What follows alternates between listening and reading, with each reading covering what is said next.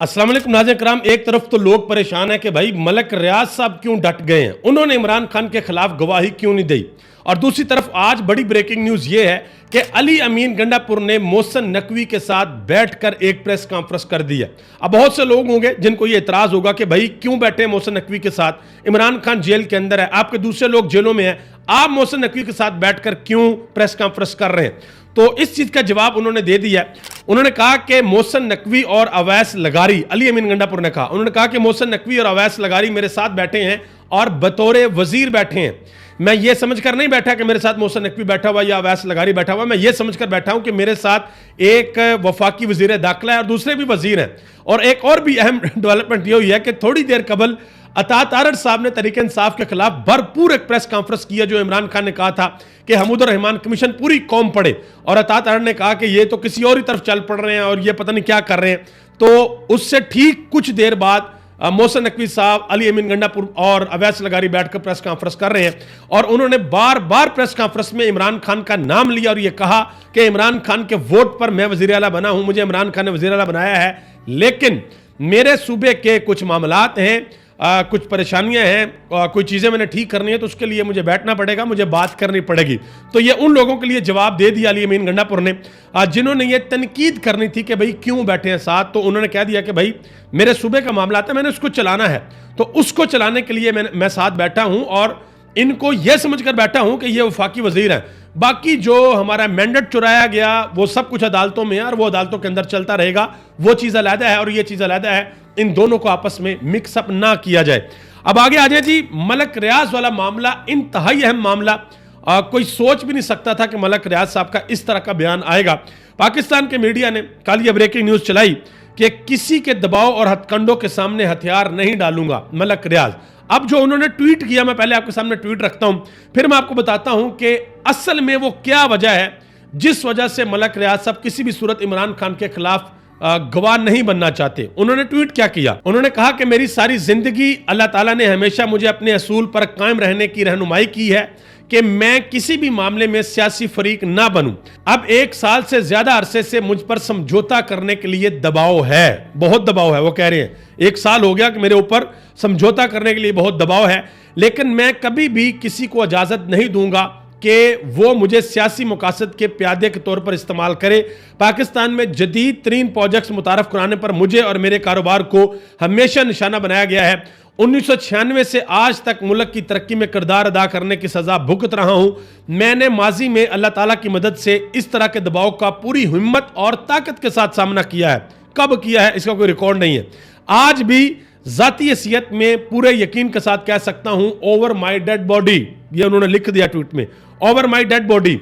अपनी बीमार हालत और परेशानी के बावजूद मैं अल्लाह की मदद से इस मुसीबत का सामना करने के लिए साबित कदम हूं और रोज़ाना मालियाती कारोबारी नुकसान बर्दाश्त कर रहा हूं। ये जुमला ज़रा याद रखिएगा कि रोज़ाना मालियाती कारोबारी नुकसान बर्दाश्त कर रहा हूं और पूरी तरह दीवार के साथ धकेल दिया जा रहा हूं, लेकिन किसी के दबाव हथकंडों के सामने हथियार नहीं डालूंगा। अल्लाह ताला इस मुश्किल दौर में इज्जत के साथ मेरी रहनुमाई और मदद करेगा और मुझे सुरखरू करेगा इंशाअल्लाह। अब आ जाए कि मलक रियाज साहब ने अल कादर ट्रस्ट केस में इमरान खान के खिलाफ गवाही क्यों नहीं दी। देखें, मलक साहब का जो सबसे बड़ा सरमाया है वो क्या है, वो है बहरिया टाउन।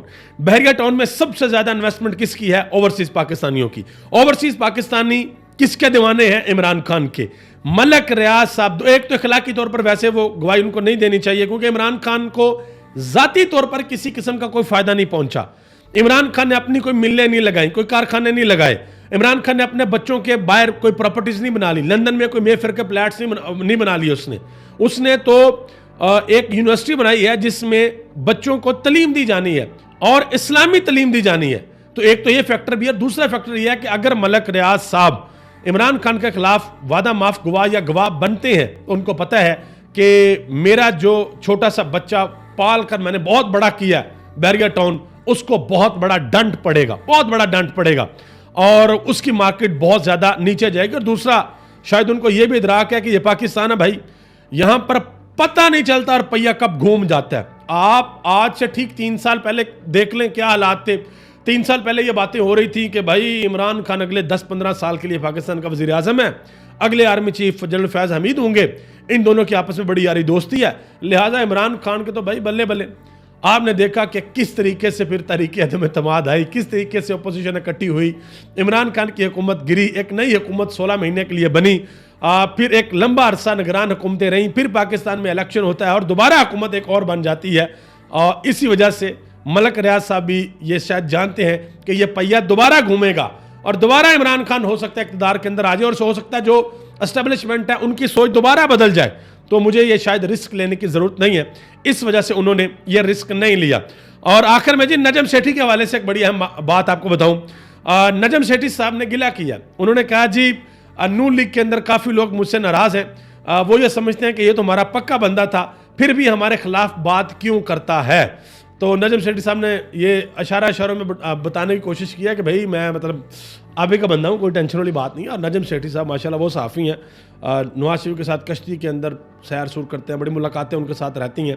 लेकिन एक बात उन्होंने कही है, उन्होंने कहा जी मेरा ये मौक़िफ़ था जब तहरीक अदम एतमाद आई कि आपको इलेक्शन करवा देना चाहिए 1 महीने बाद, और अब मेरा मौक़िफ़ ये है कि 2024 के इलेक्शन के बाद आपको हुकूमत तहरीक इंसाफ को दे देनी चाहिए। ये उन्होंने कहा ये मेरा मौक़िफ़ है और ये मैं कहता हूँ।